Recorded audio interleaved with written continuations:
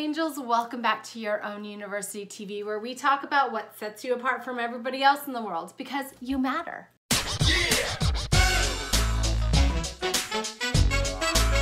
So in today's episode, we're going to be talking about a word that's being thrown around a ton right now in social media, and that is the word narcissist.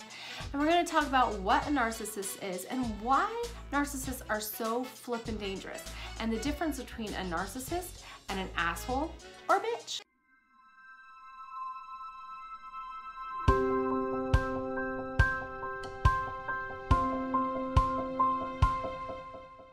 All right, so I know this isn't very sexy, but all over social media, I've seen narcissists, and I, fortunately or unfortunately, know this topic very well. And when it comes to a narcissist, they have specific traits that they do that allow you to kind of go, oh, interesting.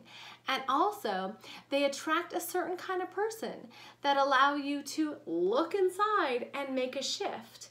And the difference between a narcissist and an asshole is really quite simple. But we're labeling every asshole or every bitch like a narcissist. And I think that that is just bad for the world, because not everybody is a narcissist. A narcissist is somebody who has no empathy or doesn't know how to have empathy. Meaning it's very hard for them to not see themselves as superior and right and relatable to other people because they're better than. Right? Really, this is not the case at all. Inside, they are sad and insecure, but somewhere along their life, they decided that they were not going to be wrong and they were not like anybody else, and they created this special little niche for themselves that made them right. And not only did the whole world start revolving around them, but everybody else in the world was wrong. Right? And really that wrongness, as we all know, just from mindset and quantum physics and everything, right? It's all a mirror. It's all a mirror. So we can feel sorry for those narcissists. And we also can feel sorry for anybody in relationship with them. Meaning, be a recovering codependent like myself. Be an empath, because narcissists love empaths. And why narcissists love empaths is really important. So we're going to talk about that in this segment as well. Let me explain first what a narcissist is. So a narcissist is somebody who has no empathy. They tend to want to control a situation, so they're quite insecure and they try to control a situation and the people around them. They do things like they criticize and they make the person that they're in relationship with question their own sanity, and they slowly build up till the person that they're in relationship feels like they can't live without them, or that they are just not themselves, that they lose touch with themselves, and they're in total, the narcissist is in control of that person. A narcissist tends to gaslight, which means that they take a situation and they flip the switch on them and make you feel crazy. They'll come at you as the victim, and then they'll switch it in the middle of a conversation and make you the victim of the conversation, and then you're questioning, did I say that? Did I did that? Is that how that happened? Oh my gosh. Oh, I didn't mean that.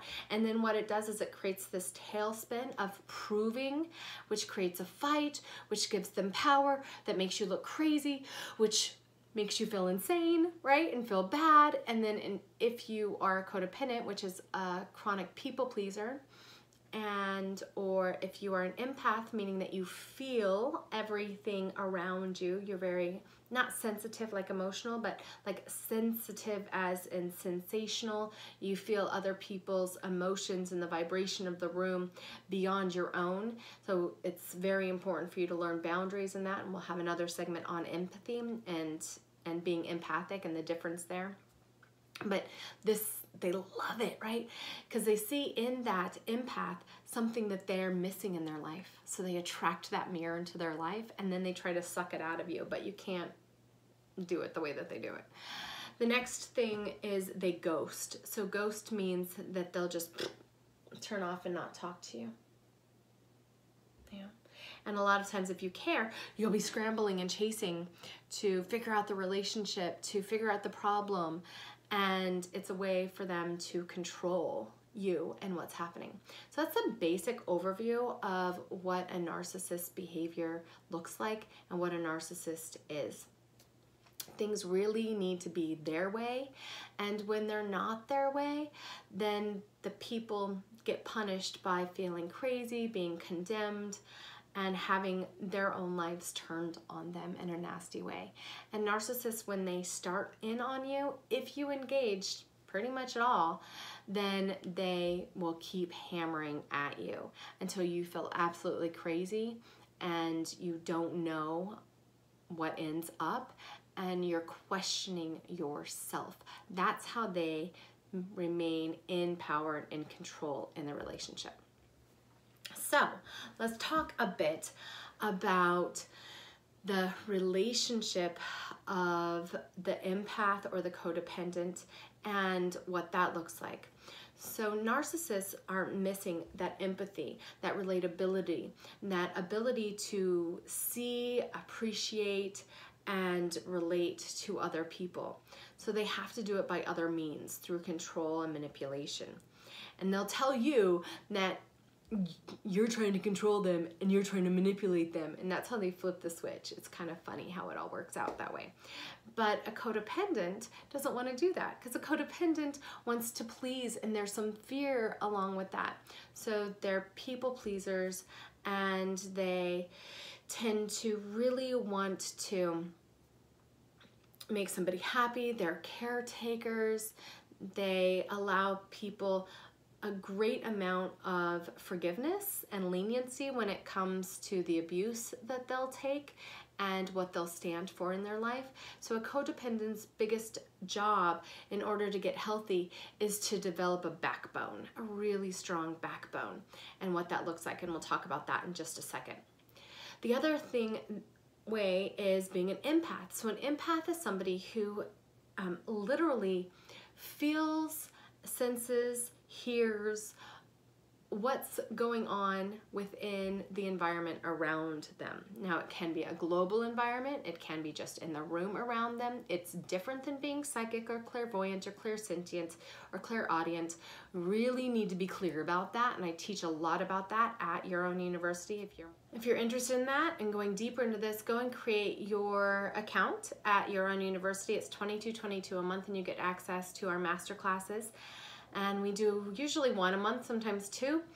But those master classes are in there, all about being an empath and different skills and the difference between clairvoyance, clairsentience, clairaudience, and being an empath. But the short version is that an empath can take on, and sometimes until we're mature in this gifting, we are not sure what's us and what's other people. And this is a skill that all of us have, but especially children that had to grow up in survival mode, develop this skill in order to read their environment and to also transmute and transcend, kind of clear that environment, figure out what's going on, and fit in. And narcissists love these people because they literally suck up their energy, and the narcissist can very easily confuse them, which gives them a sense of power and control. That said, if you are an empath, if you know you have these empathic skills where you pick up on people's stuff and you're like, maybe you pray for them, you deal with them in a different way, knowing that coming into a relationship with a narcissist is something that they actually prey on for you, because it's easy to confuse you. So knowing your boundaries is really, really important. So I'm going to give you 3 ways that you can shift the paradigm pretty much immediately when you're in a relationship with a narcissist, whether you're living with one, or you're just getting out of a relationship with one, or you are recovering and not wanting to attract another narcissist, or at least get rid of them really fast if you do. The first is to set boundaries with yourself. And these boundaries are 1. When you start proving, stop. I'm not going to prove myself. I'm not going to prove myself. So maybe you have to prove everything. You have to send a picture with everything. You have to back up with evidence. You have to always prove. no more. Done. You're an adult. We don't need to prove anymore. Done. Too much energy. That's just them like vaping on you. 2, don't fight to be understood. No fighting to be understood. Done, done, done fighting to be understood. When you fight to be understood, a narcissist loves that, eats it up, because they're getting the attention that they want, and the more fuel that you give them, the more things that they have to turn around and use against you to make you feel crazy, so then you get more sucked into their web of lies. The 3rd thing is to know yourself, and that's where the 365 days of love at Your Own University come in. And all you have to do to get those is go to Your Own University and sign up for our free newsletter, and you're going to start getting a whole year of this subscription, and it is absolutely amazing. You'll also get introductions and invites to create a membership, and we'll tell you more about our master classes. But you get 10-minute tips each day in all 6 of your personal power zones to learn who you are, step into your power, and create clarity, so when they come at you, you know who you are despite anything and everything that's going on around you, even as an empath, and you're able to say, no, I'm not crazy, this is what I said, and cut that conversation off. Boom, right where it starts. These are my tips about a narc. Now, I promised that I was going to say something about an asshole. So an asshole does have empathy. An asshole will change. An asshole may flip the script every once in a while. An asshole may be manipulative every once in a while. An asshole may use your own stuff against you every once in a while. But they will know that they're doing that. They'll feel bad about doing that. They'll come back and they'll apologize for doing that. Narcissists usually don't apologize. It's very rare when they do, and when they do, it lasts about 3 days, maybe. All right, it kind of comes and it goes. Where a normal person is going to come and be like, wow, I was a bitch. I'm sorry that I was a bitch to you. You know, whatever. And change from that point forward, or hold a stance like, I said that and I did that and I twisted that and I'm really sorry that I did that, and they'll never do it again. Now, not to say that we're not assholes, but there's a very, very strong difference, and I really want the world to know that not all jerks and bitches are narcissists.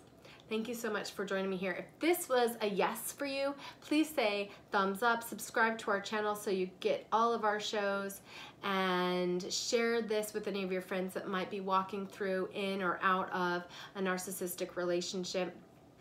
And I would love to know what you think about this segment, and if you would like to know more about being an empath, or more about coming out of a relationship, or to expand in an area of this or any other topic, please tell me what you want Your Own University to cover, so we can help you step into your most divine, amazing you. Talk to you soon.